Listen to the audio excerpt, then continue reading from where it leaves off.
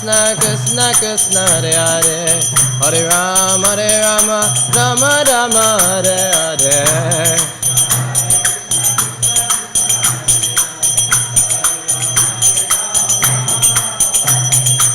Hare Krishna Krishna Krishna Hare Hare Hare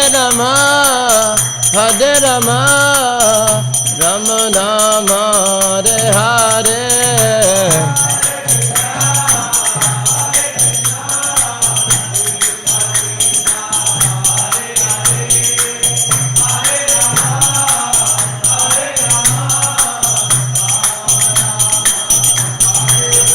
Hare Krishna Krishna Krishna Hare Hare Hare Rama Rama Rama Hare Hare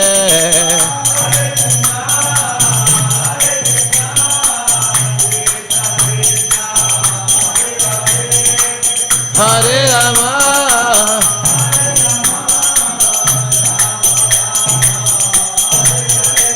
Hare Krishna Krishna Krishna Hare Hare Hare Ram Ram Ram Hare Hare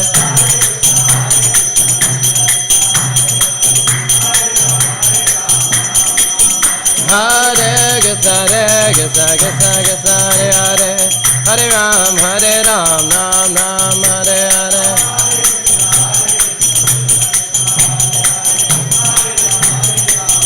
Jaya Prabhupada Jaya Prabhupada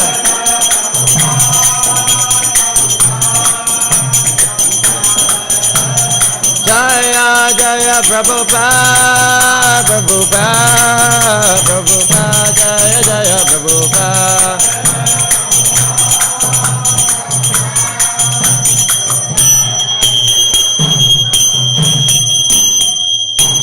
Srila Prabhupada ki, Kantarashra Bhagavatam ki, Harinam Sankirtan ki, Nitai Go Premanandi.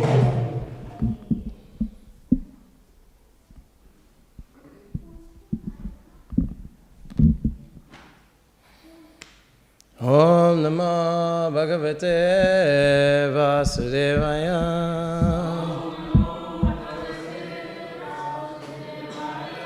Om Namah Bhagavate Vasudevaya.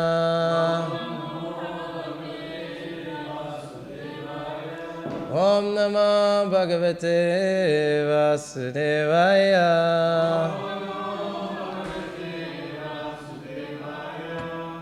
Reading from Srimad Bhagavatam, Canto 4, Chapter 27, Attacked by Chandravega on the city of King Puranjana, the character of Kalakanya. Text number 1. Narada Vacha Itam Puranjanam Sadryag Vasamaniya Virame Puranjani Maharaja Veme Ramayati Patim Narada Vacha Itam Puranjanam Sadryag Vasamaniya Vibrame Puranjani Maharaja Veme Ramayati Patim Narada Vacha Itam Puranjanam Sadryag Vasamaniya Vibrame Puranjani Maharaja Vime Ramayati Patim. Please chant.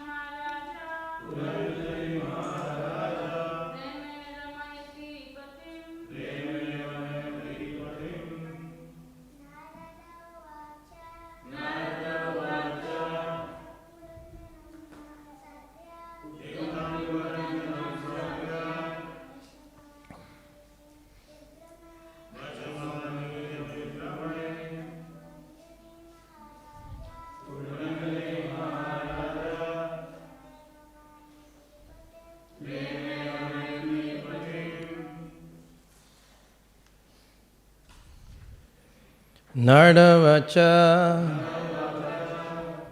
Narada said, Itam, thus. Is it possible to put the volume down on this a bit? Sorry.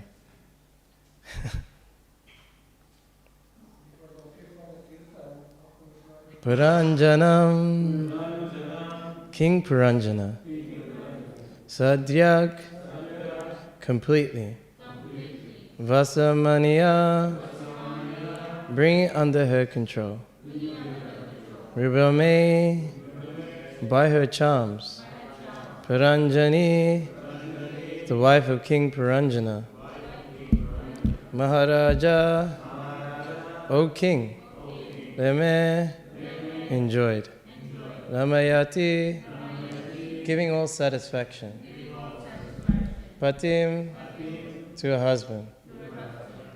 Translation and purport by His Divine Grace A.C. Bhaktivedanta Swami Srila Prabhupada Ki Jai. The great sage Narada continued, My dear king, after bewildering her husband in different ways and bringing him under her control, the wife of King Puranjana gave him all satisfaction and enjoyed sex life with him. Purport. After hunting in the forest, King Puranjana returned home, and after refreshing himself by taking a bath and eating nice food, he searched for his wife. He saw her lying down on the ground without a bed, as if neglected and devoid of any proper dress. He became very much aggrieved. He then became attracted to her and began to enjoy her company. A living entity is similarly engaged in the material world in sinful activities. These sinful activities may be compared to King Puranjana's hunting in the forest. A sinful life can be counteracted by various processes of religion such as yagya, rata, and dhan. That is, the performance of sacrifices, the taking of a vow for some religious ritual, and the giving of charity.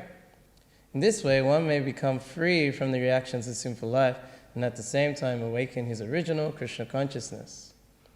By coming home, taking his bath, eating nice foods, getting refreshed and searching out his wife, King Puranjana came to his good consciousness in his family life.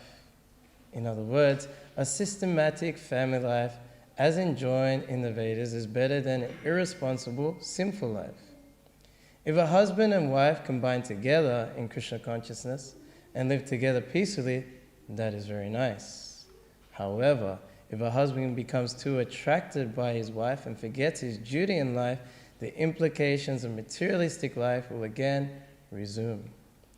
Srila Rupa Goswami has therefore recommended Anasaktasya Visayan, Bhakti Rasamrita Sindhu 1-255. Without being attached by sex, the husband and wife may live together for the advancement of spiritual life. The husband should engage in devotional service, and the wife should be faithful and religious according to the Vedic injunctions. Such a combination is very good. However, if the husband becomes too much attracted to the wife due to sex, the position becomes very dangerous. Women in general are very much sexually inclined. Indeed, it is said that a woman's sex desire is 9 times stronger than a man's. It is therefore a man's duty to keep a woman under his control by satisfying her, giving her ornaments, nice food and clothes, and engaging her in religious activities. Of course, a woman should have a few children, and in this way not be disturbing to the man. Unfortunately, if the man becomes attracted to the woman simply for sex enjoyment, then family life becomes abominable. The great politician Chanakapana has said, Bharya Rupavati Satru, a beautiful wife is an enemy. Of course, every woman in the eyes of her husband is very beautiful. Others may see her as not very beautiful, but the husband, being very much attracted to her, sees her always as very beautiful. If the husband sees the wife as very beautiful, it is assumed that he is too much attracted to her. This attraction is the attraction of sex. The whole world is captivated by the 2 modes of material nature, Rajagun and Tamagun, passion and ignorance. Generally, women are very much passionate and are less intelligent. Therefore, somehow or other, a man should not be under the control of their passion and ignorance. By performing Bhakti Yoga or devotional service, a man can be raised to the platform of goodness. If a husband situated in the mode of goodness can control his wife, who is in the passion and ignorance, the woman is benefited. Forgetting her natural inclination for passion and ignorance, the woman becomes obedient and faithful to her husband, who is situated in goodness. Such a life becomes very welcome. The intelligence of the man and woman may then work very nicely together, and they can make a progressive march toward spiritual realization.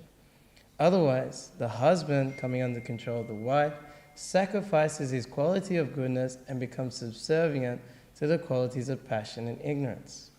In this way, the whole situation becomes polluted. The conclusion is that a household life is better than a simple life devoid of responsibility. But if the household life, the husband becomes subordinate to the wife, involvement in materialistic life again becomes prominent. In this way, a man's material bondage becomes enhanced.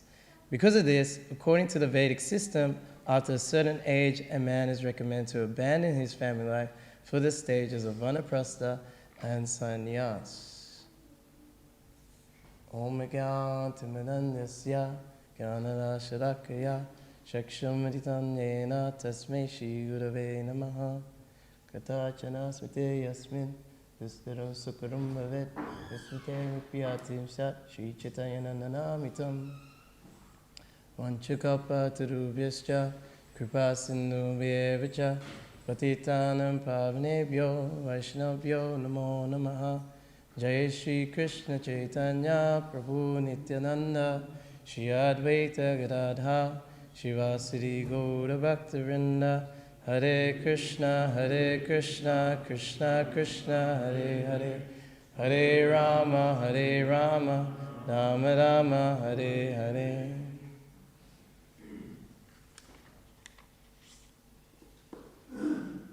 My spiritual master said that marriage doesn't work. It's hard work. You have to work at it. So we see this example of King Puranjana, and it's really amazing who's speaking such a story. It's Narada Muni, who's a Naistic brahmachari, talking about the sex life between a man and a woman, and especially King Puranjana enjoying his queen. Obviously, it's an allegory story because he's preaching to King Prachina Bahisa, because if you were to preach directly, you are a lusty, sinful, attached householder who will take such a criticism, especially a king who's very proud. So he says some story. Actually, it's not you, someone else. But actually is you, is attached to his queen and materialistic life. So as we heard previously, King Puranjana went hunting without telling the queen. The queen represents the intelligence. So without consulting intelligence, going hunting represents sinful life. Prabhupada points out that this is the basic, this is the basis of us being in the material world. Devoid of intelligence, real intelligence. Real intelligence, Dhanami Buddhi Yogam Tam. It means that we constantly are serving Krishna. Tesham Satata Yuktanam. Bhajatam Priti Puvakam. Doing bhajan with priti, with affection to Krishna. With puva, with that affection, puvara. Tesham Satata Yuktanam. Bhajatam Priti Puvakam. Dadami Buddhi Yogatam. That Krishna within the heart gives the intelligence of how to come to him. That is the main desire of the Mahatma, to have association with the Supreme Personality of Godhead. The Mahatmas tu mampata, devim prakritim ashrita, vijanti yanana manaso ganta bhuta dim aviyam. That the Mahatmas, who are constantly dedicated their lives to the Lord, under the Devi Prakriti, they're under the spiritual energy, they're under the shelter of Srimati Radharani. through devotional service, knowing the Lord to be inexhaustible and everlasting. So what is the symptom of a Mahatma? The next verse is Satatam Kirtayanto Mam. They're always chanting the holy name of the Lord, the glories of the Lord. With great determination, they endeavor so much. They're always connected with the Lord. Nityayukta upasate. So this is where we're supposed to come to. But unfortunately, in the material world, due to forgetfulness of the Lord, trying to be Krishna, trying to be the Purush. But actually, we are Prakriti. We are the enjoyed. We are not the enjoyer. The whole purpose of human life is not to be a competitor of God, but to be a cooperator with God. That is the purpose of this human form of life. We may do so many sinful activities. You know, there's always this talk of karma. You know, oh, that's just your bad karma. But if you do good karma, it may counteract it. And there's always speculation, what is actually good karma? If I do something good to someone, help an old lady cross the road, you know.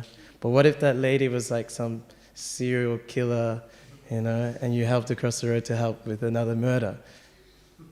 It's always mixed when you speculate on what actually is beneficial for us. That's why Arjuna, he refused to fight, and all his reasons not to fight were correct, according to scripture. But it did not make him happy.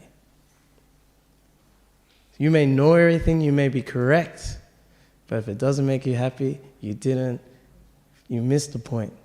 That's why he went to Krishna. He gave all these reasons, and then all of a sudden he's just totally indecisive. Kabana dosha pahata svabhava pachamitam dhamma samude chetaha yestriyan siyan nisritam bhuvitime sisyate ham sarimam tam prapanam. My Lord, I'm completely confused about what to do. What is my duty? Please tell me for certain what is best for me. Now I'm your surrendered soul. I'm your disciple, surrender unto you. Please instruct me.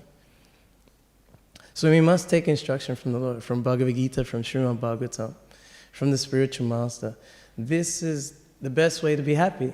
So many millions of lifetimes you try to be happy in this maituna agraha, this material world, which means the shackles of sex life. One time I was doing books. Sometimes I do books, not just Harina.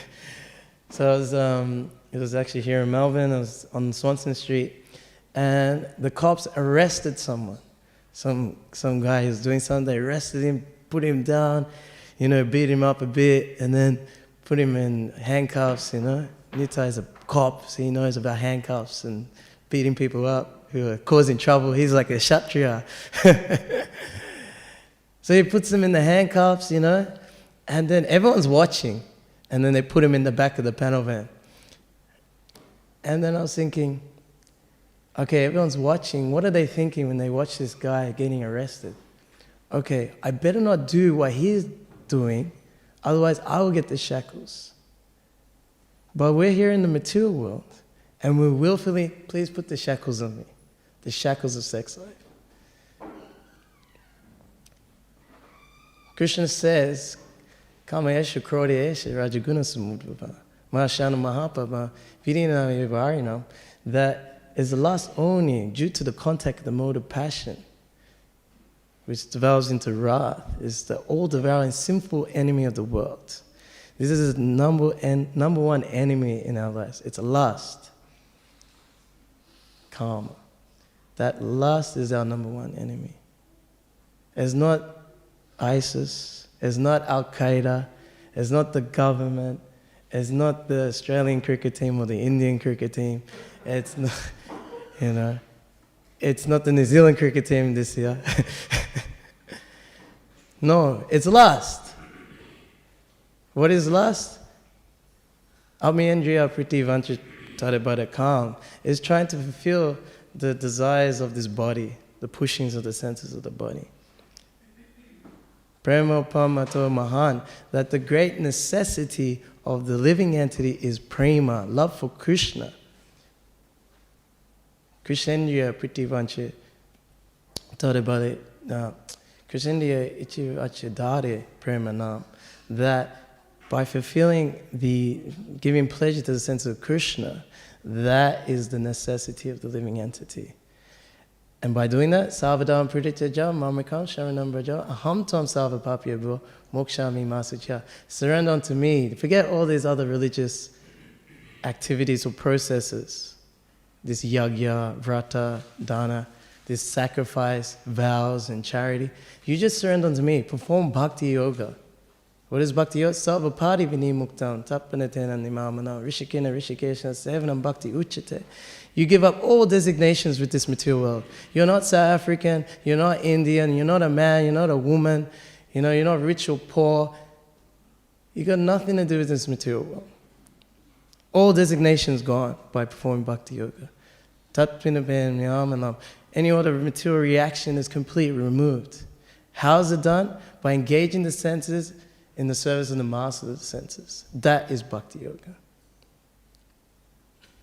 That is Bhakti Yoga. And what is it? Aham tam sarvapapya bhyo mokshami masucha. Don't fear. It doesn't matter how much sinful activity you've done. It doesn't matter how much pious activity you've done. Even if you do pious activity, you stay here. There's another story. One time, like in India, I know in India they do it. I went on Brajmanda Parikram. So you go through the villages, chanting Hare Krishna with bulaka and throwing bananas everywhere. I'll talk about it now. So it's really fun. You should do it. We go with one devotee named Parshuram. So he does food for life in the UK. He does 5,000 plates every day to the homeless and students. It's amazing. They got an amazing kitchen. It's called Krishna Castle.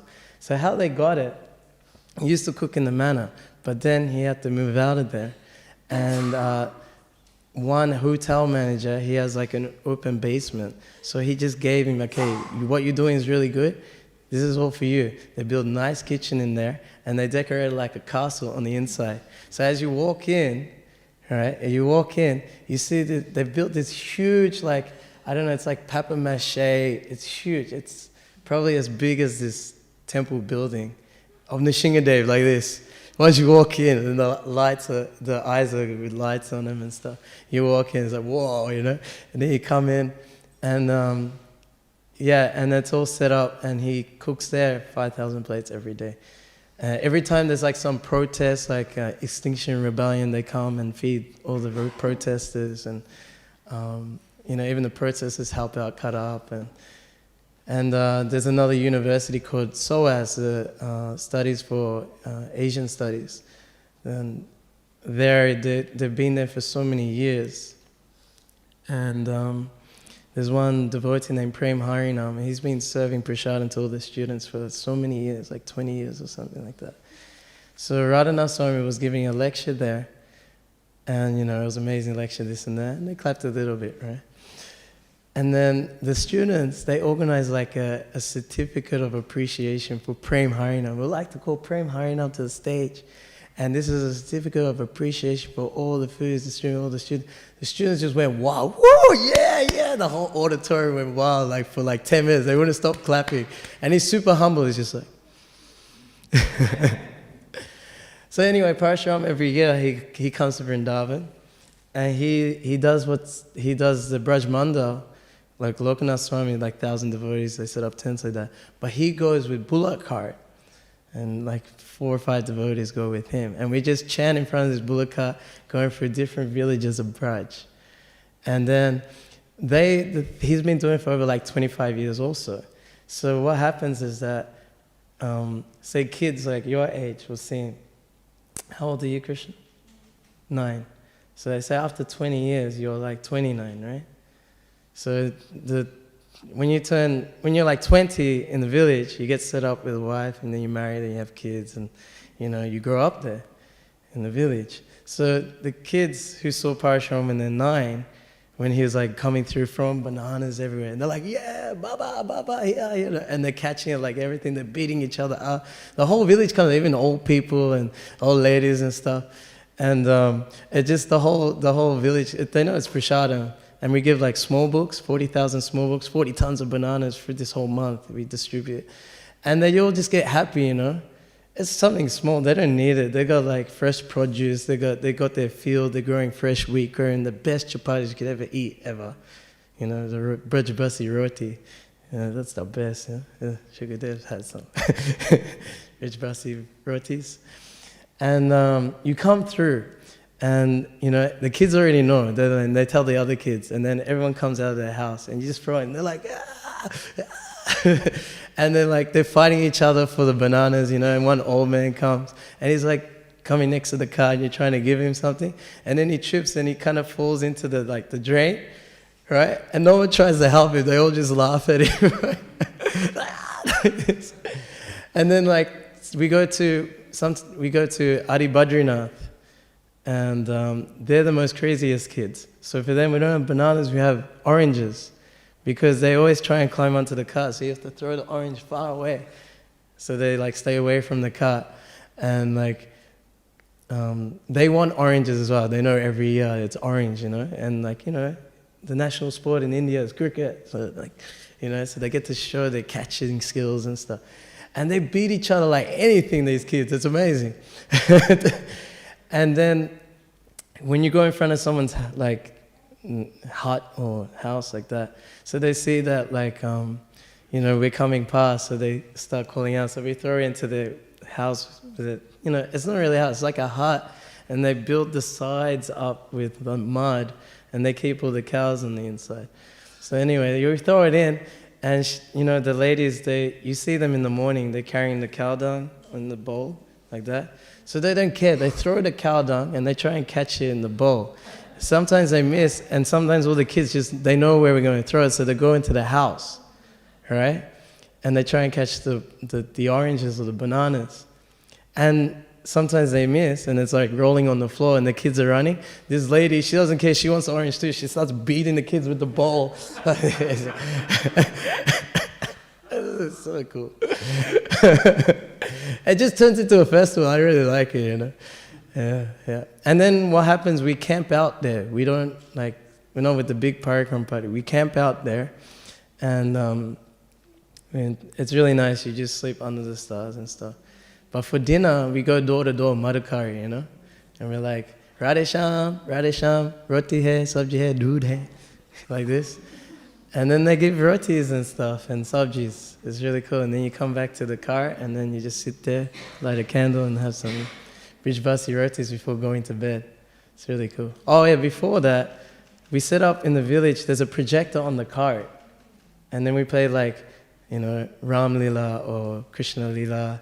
And the whole village comes, and they're all sitting there, right? And then there's one small little video at the end, and it's in Brijbasi language, and it's showing how the West is useless.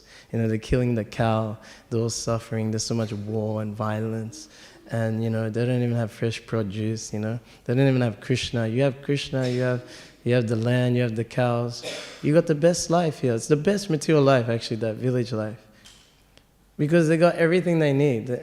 You see them, I think I said it last time I gave class, but it still amazes me, They do a few work in the hour on the field, and the whole day they're just in front of the house, doing nothing.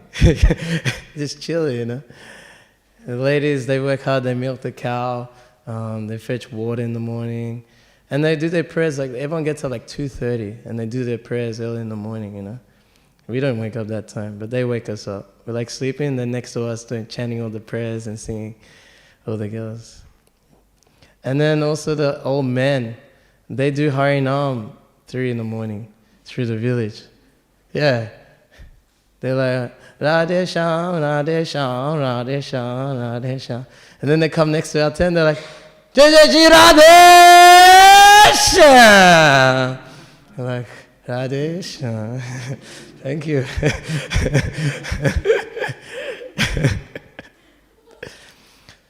So, the point of any ashram is to be absorbed in Krishna consciousness, just like the Brijbasis. That's what we're supposed to be. Actually, we are Brijbasis. We're from Vrindavan. We forgot. That's our real family with Krishna, not this temporary family that we've made just now. It's fake. It doesn't exist fully. And that's what the Bhagavatam is emphasizing. It's always knocking down household life. Yeah, because we have a tendency to be attached materially. That's the tendency of the living entity, to stay and be attached to the temporary situation.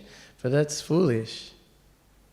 And imagine you're on the tram, and then someone sits across from you for like a few stops, and then they go, it's like, what are you doing? Where are you going? We had so much. We spent so much time together. Why are you going now? Stay. No, I have to go. No, please, no. It sounds foolish, right? But we treat this lifetime in the same way. We have like temporary family members, temporary friends, everything like that. But we know Sridham Sarvabhutanam, that the best friend is Krishna. He's your eternal best friend. Actually, Lord Chaitanya is your best friend. He's giving the medicine of Maha Mantra. He's your best friend. Jiv Jaga, Gaur Chandra Bole, Kota Nitya Chandra Bole. How long will you sleep in the lap of the witch called Maya? You must wake up, sleeping soul. Lord Gauranga is calling us to become part of Krishna's family. So, in this verse, in this purport, I don't know if you noticed, in one paragraph, Prabhupada is pointing out that the household life must be Krishna conscious, where the husband and the wife cooperate together. They're not attached to sex life, but they work together to advance spiritually. So he says 3 times, however, if he's attached to his wife and for material enjoyment, then it's problemsome, then it's abominable. He said it 3 times in one paragraph, so that we need to be reminded again and again. This is hearing, this is education, repetition must be there. So obviously the sex desire can be engaged by having children. When one has children, then the selfishness obviously is cut down, and then we focus on the children, and we want to set a good example for them, so then they will become devotees. I'll give an example with me. I became devotee because my parents, when I was born, they weren't devotees, but my father became a devotee in the family. But me, my brother, and my mother weren't. And what happened, he's like, okay, I'm going to give Krishna consciousness to my family. Good luck. Whew. He had like supreme tolerance and patience. I don't know how he did it. It was insane. Like, this is a good example of the patience and tolerance he had. I was working in a bar for 2.5 years. I didn't drive. He would drive me. It's a half an hour drive from my house. He would drive me to Brunswick Street, where Radha's is. He would drive me there at 9 o'clock at night. And he says, you don't get a lift home, you don't stay at someone's house, you call me when you finish work. I finish work at 4 a.m.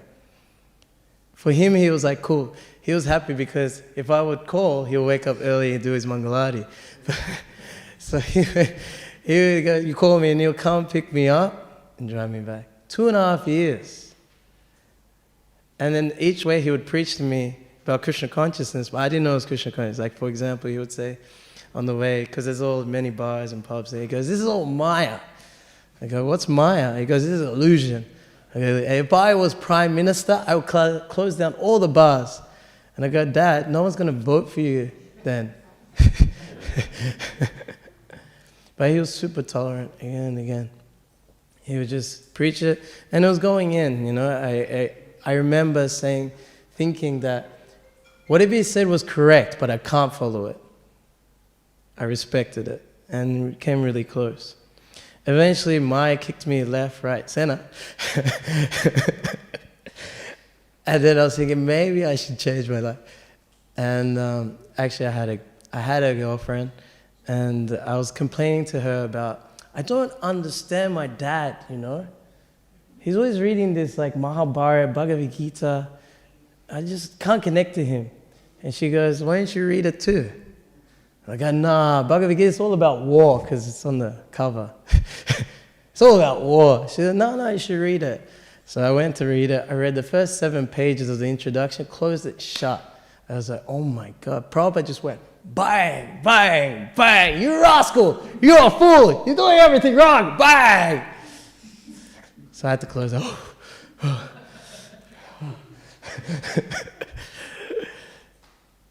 And then after a year, being with this girl, then we broke up, and I was all depressed and stuff. And I remember that everything whatever I tried for material life didn't work out. It was all wrong. So I remember I went to my friends, I go, I broke up, don't worry, get another girl. I went to my brother, he's like, nah, you're a good guy, don't worry. I was like, no, I'm not a good guy, I'm doing it wrong, so I'm not a good guy. And the only thing that said I was doing the wrong thing was Bhagavad Gita. So I went back to my dad, after being smashed and bashed up by Maya, can I read Bhagavad Gita? Hey, imagine like you're a parent and your child is in complete Maya, and then he comes to you, can I read Bhagavad Gita, in like a submissive mood? You'd be like, yeah, sure, son. No, he wasn't like that. He was just like, yeah, go ask your mom. He didn't care. It was like expert. I go, okay. So I went to my mom, and she gave me Science of Self-Realization. So apparently at the Sunday feast, there was one Mataji giving class, and she said, this book changed my life. So they actually bought it for me. They were ready for me, that book was ready, And I remember I was walking through the city all the time. I'll see these book distributors every time. Rajanari always try and stop me. And I never stopped. Hey, how you going? So merciful, but I couldn't receive the mercy. So I read the book, and same thing, Prabhupada slapping me. And lucky I had my dad there. And things I couldn't understand, I would ask him. I go, like, what's a Mayavadi? What is that? He goes, Mayavadis? So they're actually trying to be God. I go, why would you want to do that? Krishna's go, yeah, they're trying to be God. And I was thinking, why would you do that? And then I read Krishna book. I was like, I'm trying to be God. Trying to be Krishna here.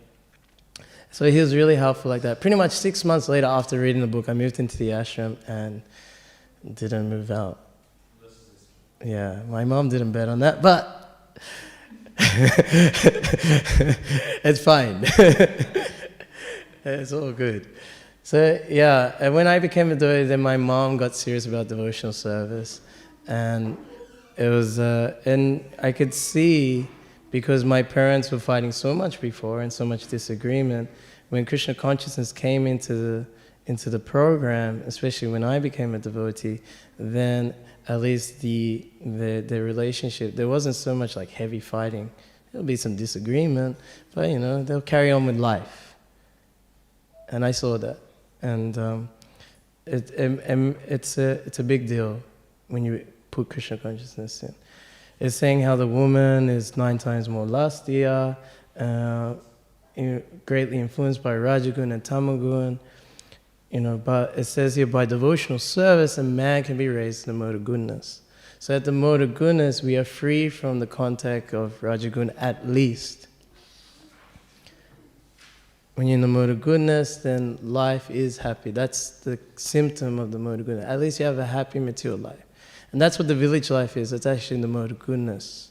You see, they wake up 2:30. They can sleep early. Early to rise, early to bed makes a man healthy, wealthy, and wise. This is the mode of goodness.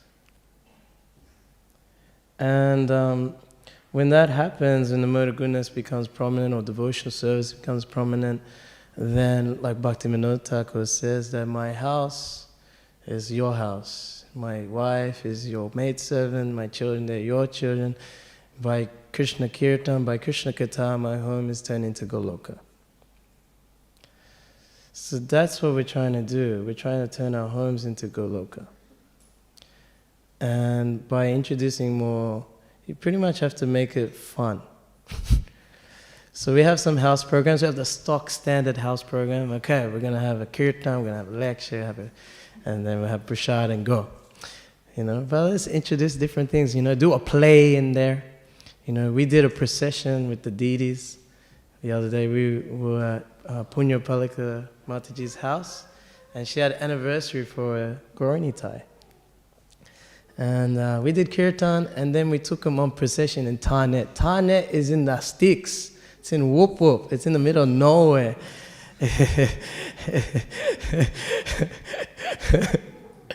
There's nothing there. There's like no one there, you know. Even because we landed that morning. We came from Avalon. So Jade's from South Africa, and he's thinking, oh, I'm gonna go to Harinam's hometown. It's gonna be really nice, you know. And he comes, he's like, this is like a ghost town. There's like nothing here. It's a country place, you know. It's hardly an airport. It looks like a bus station. So anyway, we go to Thane, we do some Kirtan, and then we start taking the deities out in procession. And then everyone comes out of their home. And they're like, what's going on here? What's this festival going on here? And we have books with us, and everyone's taking a book, and we start, and there's like a lot of Sudanese Africans, you know, and they're like, oh, festival, okay. And they're dancing, you know. And then you go, Hare Krishna, Hare Krishna, Hare Krishna, Krishna Krishna, Hare Hare, Hare Rama, Hare Rama, Rama Rama, Hare Hare. Yeah, so you do that and they chant and they dance. You go inside their house, you know. They were going to follow us all the way back to our house for prasadam. We should have done that maybe next time. But I was thinking, I was like, yeah, this is what we should do. Like, you know, Mahaprabhu, he was grihastha. He was a householder when he started the Sankirtan movement. He wasn't a brahmacharya sannyasi. He was having a household life. And he, you know, went to the Chankazi's house. So I'm thinking, yeah, let's make a revolution. Like, imagine every house program. There's millions of house programs in Melbourne, right? And like, okay, so, you know, there's different parts of Victoria, and maybe most of them are staying in the western suburbs, right? Each householder, every time there's a house program, you just take the whole house program just around the block. That's what we did. And it was a big impact. We even went inside someone's house and just ripped it to pieces and nearly broke the house. So, yeah.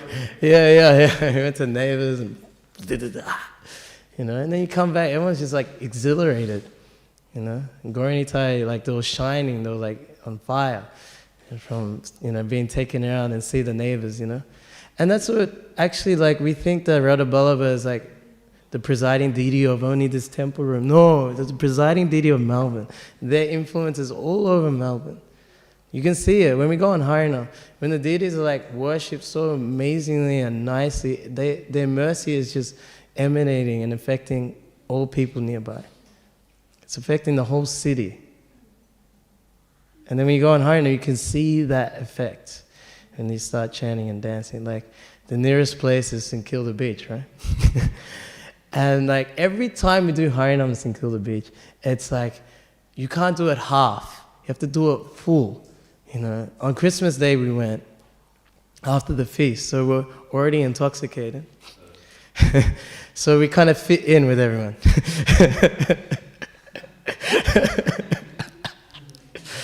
Kind of fit in with everyone, you know. They're intoxicated. Oh, they're like us. They're intoxicated. Okay, yeah, and it was packed. It was chock-a-block from like 4 o'clock, and we went till 9:30.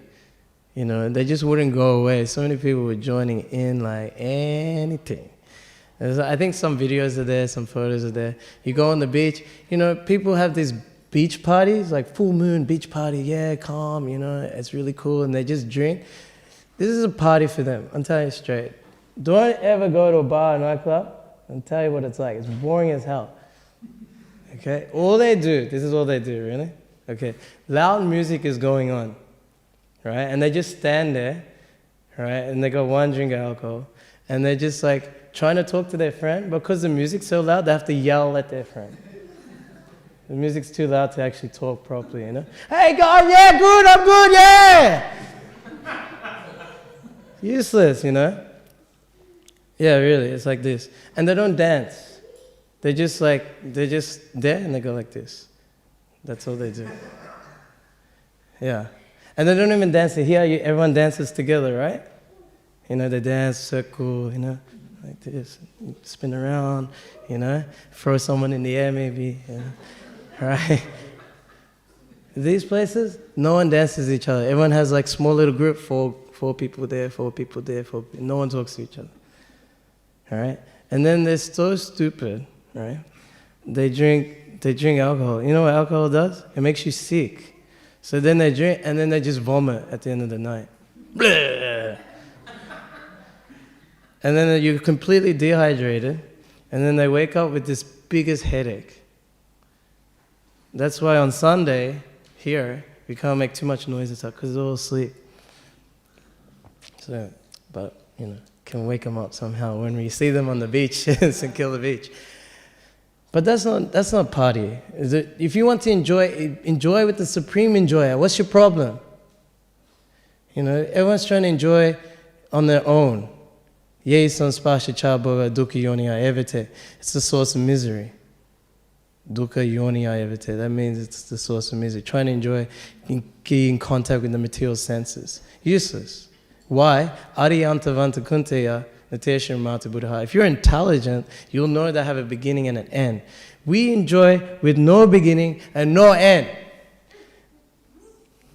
Ain't no party like Kirtan party, because the Kirtan party don't stop.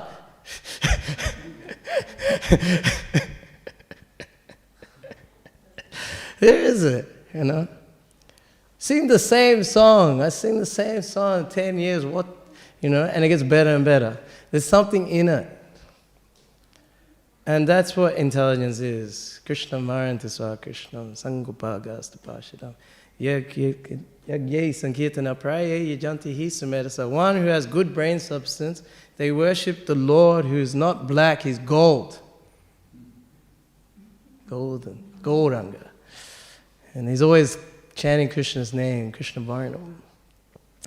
And he's appeared not on his own, but with his super party or parties, the Panchatattva. Say Panchatattva mili prithivi asiya puva prema bandhane mujju kadiya panchanena lutta prema kada ashvadan yatta priya Krishna banda anakshan.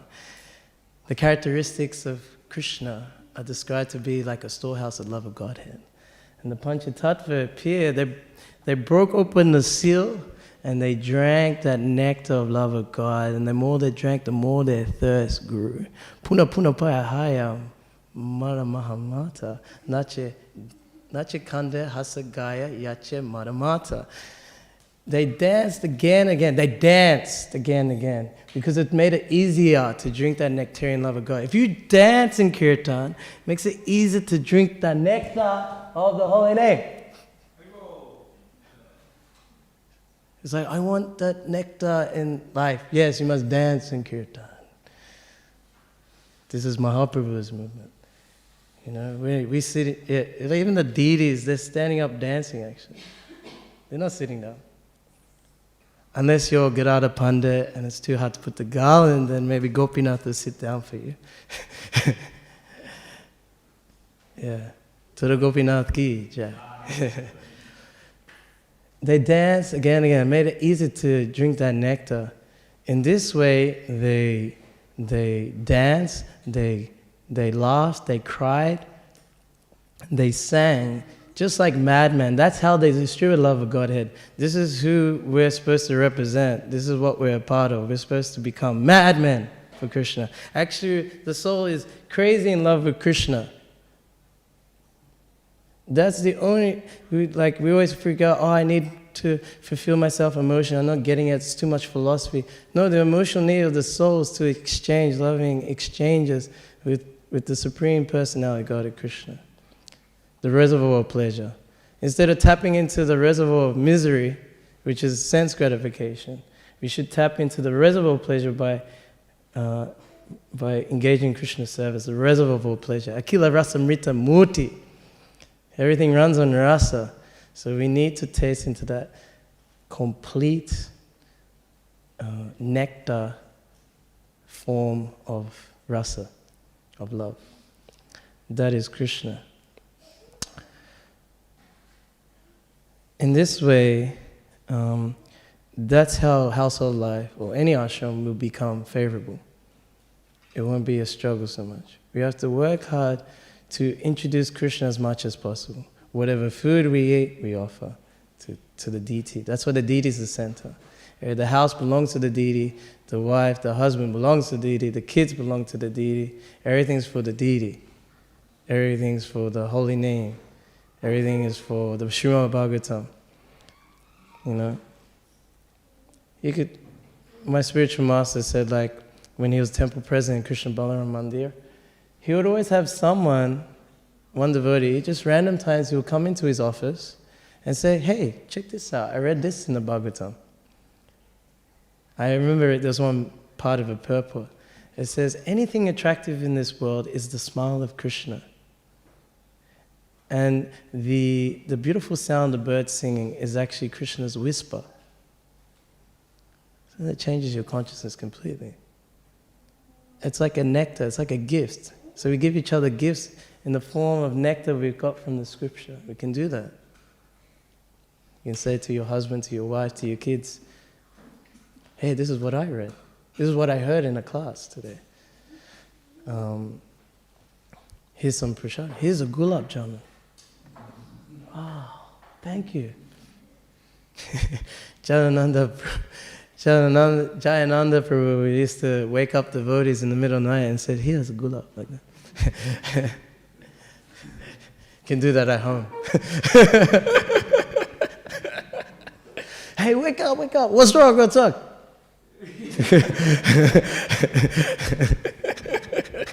Open your mouth. Because the thing is, like, I thought spiritual life was like, when you come to spiritual life, no more fun anymore, no more games. You know, you just have to be serious and religious, and you pray to God. Like, praying is good, because, you know, we need help. Every step of the way, you need help. Isn't that right? Yeah. So you pray like anything, right? But you do get help, and that's when you dance in ecstasy. Just like Krishna Das Kaviraj Goswami says, you know, I'm the most fallen, I'm more lower than a worm in stool. You know, you would think, oh, he's got self-esteem problems. But then later on, you know, whoever hears my name loses all piety, goes to hell. It's like, what's his problem? What's going on? You know? But then he says, but I got the mercy of Lord Nityananda, who's so merciful. So then, you know, he's able to do this work of Chaitanya Charitamrita. Or like, we dance, even though we're so fallen, more fallen than anyone, right? There's nothing for us to be proud of. So you would think would be depressed. But because we got the mercy of Gaura Nitai, Shri Radha Vallabha, Jagannath Baladev Subhadra, who are in their sick bed at the moment. Hopefully they get well soon. I don't know. They caught a big cold. It was a bit warm, but I think the breeze, you know, there's cold breeze in Melbourne, made it hit them pretty hard, and yeah, hopefully they get better. You know, everyone should write a get well soon card. You know, for Jagannath, make sure they get better, because you know, he got sick. It's personal. It's you know, every year we overdo it, don't we? Huh? Gosh, every year. Anyway, we hope he gets better soon. Jai Jagannath! He didn't hear. Jai Jagannath! This is the best way to throw the mind. You chant loudly, Jai Jagannath! You see the mind just went, you know. Chanting loudly. And in this way, household life is very nice. We work together, Krishna consciousness take over. Mam cham vya pretrena bhakti yogena sevate saganan samete tam brahma bhuyaya kalpate. By that unflinching service in all circumstances, at once you transcend the three modes of material nature and you're on the platform of Brahman. Brahman bhuyaya kalpate. And then when you're on Brahman, Brahma bhuta prashandaman nasochiti nakankshiti samasavesha bhuteshu bhakti labhyate param, that you're a happy soul, prasadama. You don't lament, you don't hanker, and you see everyone as equal. You have equal vision. And that's when real life starts. That's what life's supposed to be. Real life means to always be on the spiritual platform, brahmacharya. So we have to be brahmachari, grihasta brahmachari. Otherwise, if it's not favorable, then one should take the required steps for vanaprastha and sannyas, as recommended in the Sastra. If it's not favorable, then these stages must be taken, not just for our benefit, but for the benefit of everyone. When one takes sannyas, vasudha kutumba, the whole world becomes your family. And that's what Srila Prabhupada did. He took sannyas, even though his daughter wasn't married. In India, it's a big deal. Your daughter's not married, and you're taking sannyas. But if you didn't, we wouldn't be here. We wouldn't be reading Bhagavatam. Where would we be? I don't know. Srila Prabhupada ki. Jai. Today is the appearance of Lochandas Thakur. And I was going to read from Chaitanya Mangala, but we probably don't have time. 10 minutes. I don't know, it's up to you guys. Would you like to hear from Chaitanya Mangala? Yes? Okay. It's really nice. This book is so poetic. And there's some nectar in there. It's all nectar. I'll read some. Because we're in the Mahaprabhu Mandir,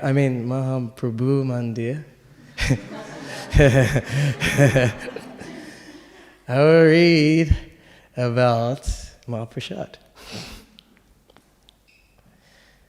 Narada continues. So in this book, it actually talks about, this is leading up to this part, it actually talks about how the form of Gauranga appeared. And then Narada Muni is lamenting about Kali Yuga, everyone's fallen. Brahmanas, they're just pretending to be religious for material benefit. Everyone's fallen, what are we going to do? We've got to help each other out. So he goes to Dwaraka and goes to Krishna and goes, what are we going to do? Same time, Rukmini is lamenting for Krishna. What's wrong, my dear Devi? What's up? Well, your devotees, Radharani, you don't know the love they feel for you. There's something you don't know. It is so amazing, and you don't get to feel it. I lament for you. It's like, really? Yeah. Okay. And then the Gauranga form appeared. And then Narada Muni saw it, he fainted. He saw the golden form of Gauranga. He goes, yeah, I'm going to come. I'm going to put down the Yuga Dharma. I'm going to save all the fallen souls. I'm going to do this, that. And he's like, oh. He goes to Namaskar, he sees Uddhava there, and he goes, where are you? Oh, I just saw amazing thing. I saw this golden form. The Lord's going to come in Kali Yuga and deliver everyone. He goes, I don't believe it. Yeah, it's true. No, I don't believe it. No, it's true. It's true. And he goes, I'm going to tell everyone, tell all the demigods. So he goes to Lord Shiva.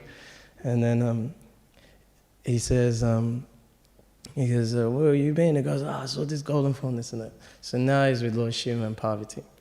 Yeah. Narada continues speaking to Parvati and Lord Shiva. Hearing this conversation between Krishna and Uddhava, I became dumbstruck, although I myself have been on the path of devotion for a long time and have been constantly chanting the holy name of the Lord. Still, I had no idea about the potency of Lord Krishna's Mahaprasad. Simply on the strength of the Lord's Mahaprasad, Uddhava had become a powerful, pure devotee preacher of the Supreme Lord. In the presence of the Lord, Uddhava praised that Mahaprasad. Within my heart, however, I felt deprived because I had never tasted the Lord's Mahaprasad. Then I thought of how to please the Lord with my actions. So Narada is thinking, well, how am I going to get this Mahaprasad? Uddhava got it. He's such a good devotee. I want this Mahaprasad. So that he would give me the taste of his Mahaprasad. With this idea, I visited Vaikuntha and rendered various services to Lakshmi Devi. Being satisfied with me, Lakshmi Devi affectionately said, tell me, Narada, what do you want? I'll give you a boon. After hearing your offer, I decided to reveal my heart's desire. With folded hands, I told Lakshmi Devi, for a long time, I have been feeling pain within my heart.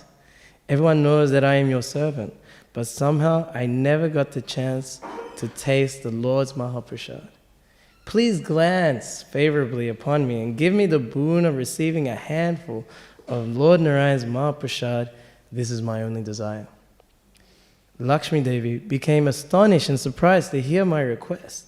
She then submissively said, Narada, Lord Narayan ordered me not to distribute his Mahaprasad remnants to anyone.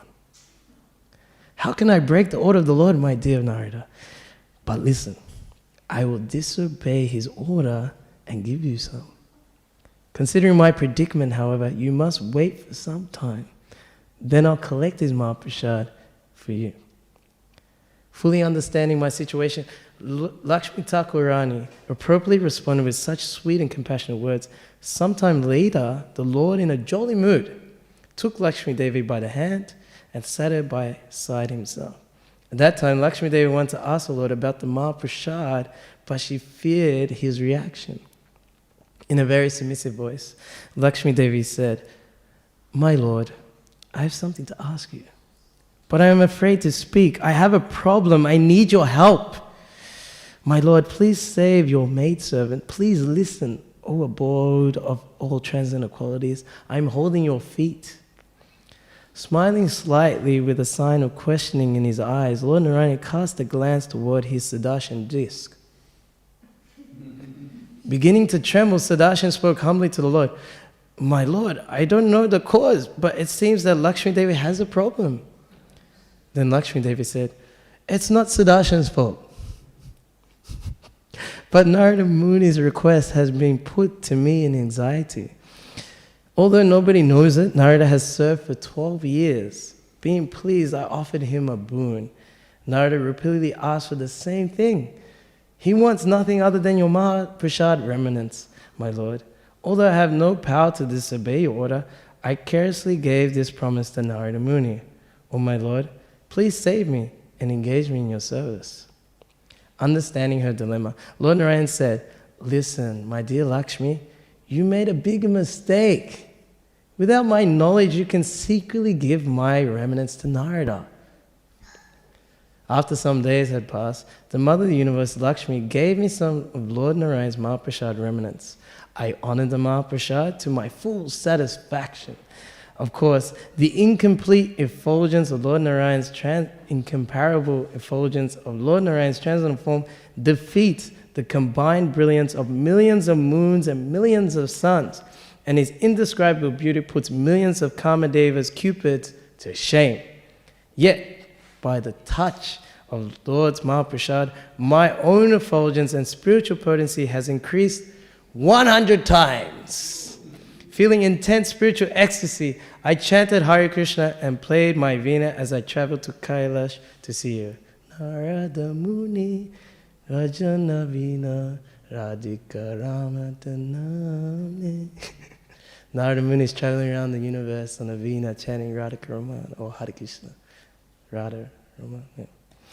Lord Shiva said to Narada, "I must say, Narada, you look extraordinary. Tell me, why do you appear so spiritually charged and effulgent?"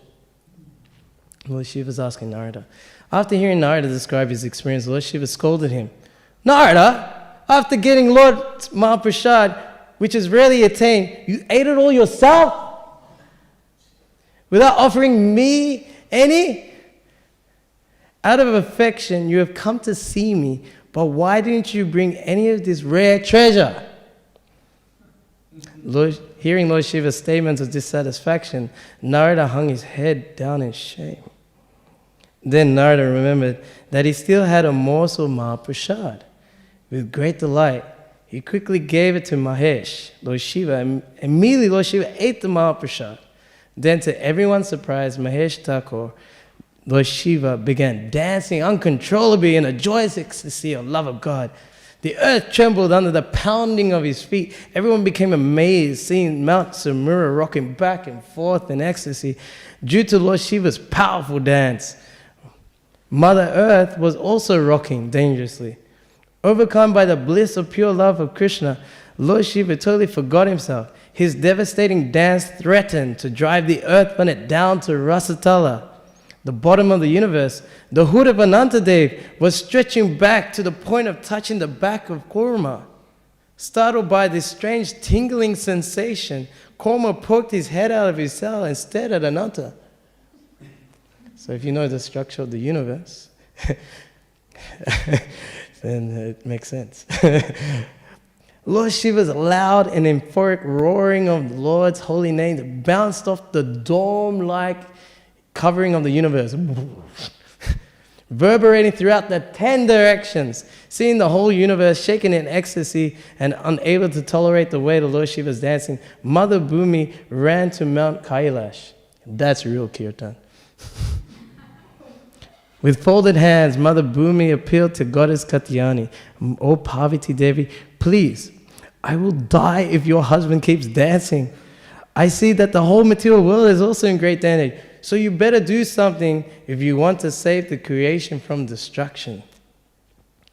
After hearing Mother Bhumi's plea, Parvati rushed to the place where Lord Shiva was dancing in a trance of divine ecstasy. With folded hands, Parvati Devi spoke some harsh words to break Lord Shiva's absorption. His ecstasy broken by Parvati's strong words, Lord Shiva regained external consciousness. Feeling very sad, he said, "Devi, why did you what you did was not proper. Why did you interrupt my ecstasy? By doing so, you have practically killed me. You are acting like my enemy. I have never tasted so much bliss before in my whole life. Why did you stop it?" Feeling great distress, Parvati spoke again with doleful words. "My Lord, just see the earth before you. The weight of your dancing has pushed it down to the bottom of the universe. Because you're threatening to destroy the whole universe, I spoke such strong words to you. Please forgive me for my offense." With a smile of satisfaction, Lord Shiva pardoned his wife. Seeing her husband in a relaxed mood, Parvati humbly asked him a question. "Prabhu, every day you dance in ecstasy of pure Krishna consciousness. Why is it today your dancing is pushed to the earth down to Rasatala? Your spiritual effulgence as brilliant as 10 million suns. I've never seen you exhibit such a magnificent form. Please tell me, why is it that today you display such unlimited rapture in Krishna prema?" Lord Shiva replied, "Devi, listen to the joyful news of my good fortune. Today, the great sage Narada gave me some of Lord Narayan's Mahaprasad remnants. Although glorified in the Vedas, Vishnu's Mahaprasad is inconceivably rare. In all the three worlds, it is very difficult to get the Lord's remnants, which are mixed with the nectar of Krishna's lips. Today my life is a success. By the mercy of Narada Muni, I received Lord Narayan's Mahaprasad. This is my real wealth and source of my ecstasy." Noticeably disturbed by her husband's statement, Mahamaya Parvati said, "For all this time, I thought that you were always kind and merciful to me. You don't care about me." "As a husband and wife, we are one, for you have accepted me as half of your body. But today your false love is revealed. It's all just pretension. You cheated me. After getting that really attainable Mahaprasad, you ate it all yourself. You didn't even give me a speck of it." Lord Shiva, feeling slightly guilty, said, "Oh Bhavani, you have no right to receive this transcendental wealth." It continues on. Do you want me to continue? Yeah? Okay. I'm over time. Okay. If you need to go, please go. Should stop? Okay. Yeah, this is the Parvati's mercy upon us. Yeah. These words inflamed Parvati with furious anger. Parvati said, "One of my names is Vaishnavi, and I also have devotion for Lord Vishnu. Now before this assembly, I make a solemn vow. If Lord Narayan bestows his compassion upon me, I will make sure that Lord's Mahaprasad will be distributed to everyone throughout the universe, even to the dogs and jackals." At that moment, the Lord of Vaikuntha, Vishnu himself, arrived in Kailash to uphold Parvati's promise. Respectively, Parvati stood up and offered obeisances to the Lord. With tears in her eyes, she let out a sigh and told her problem to the Lord. In a joyful mood, I, Lord Chandas, narrate this story. Murari Gupta continued speaking to Damodar Pandit. Then Lord Vishnu spoke in a sweet voice, "Katyayani, don't be in ignorance. You are my Adya Shakti, and through you I manifest the entire material creation. I know that you have devotion for me. You are my Prakriti Swarupini. You always engage in my devotional service. Without you, the material creation can't exist. The whole creation worships you and your husband, Lord Shiva, as Hara and Gauri, knowing that you are both my very self. Pleasing you removes the misconception that you and Lord Shiva are different from me. Please be assured that I will keep your promise. I will personally distribute my Mahaprasad to everyone in the universe. Lord Vishnu, the possessor of jewel-like qualities, continues speaking. Listen, Katyani Devi. Now I tell you a secret about an ancient episode which will alleviate the miseries of the material world. No one knows the inner meanings of the story concerning the demigods churning the ocean of nectar. They used Mandara mountain as a churning rod and Vasuki, the king of snakes, as a rope. The first object they produced from the churning was Kalpataru, a tree which gives unlimited wealth and fulfills all a person's desires. Within the special tree, there was a transient effulgence emanating from the beautiful form of Lord Chaitanya, the supreme embodiment of pure mercy. There has never been a form or incarnation equal to the form of Sri Krishna Chaitanya. He is the fountainhead of all incarnations. He will appear in the world, displaying his transcendental pastimes by preaching Krishna consciousness, and will distribute my mercy to the people in general. In the age of Kali, I will manifest the golden form of Sri Gauranga Mahaprabhu to propagate the Sankirtan Yagya, congregational chanting my holy names. Taking the form of the golden avatar, I will fulfill your vow of piety and give love of Krishna to everyone.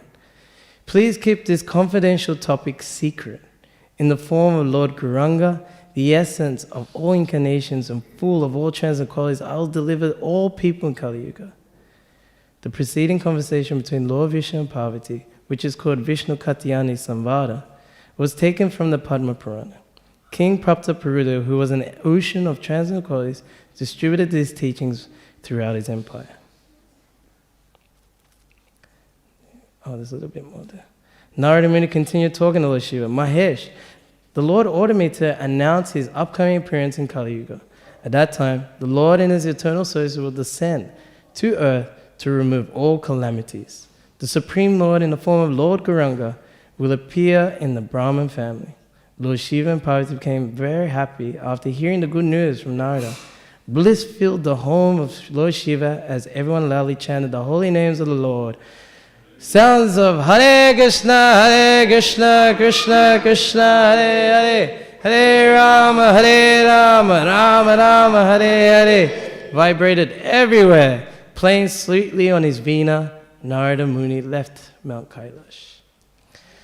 Srila Lochan Das Thakur ki, Srila Prabhupada ki, Sri Chaitanya Mahaprabhu ki, Jai Go Premanande. Thank you very much. Mahaprasad ki.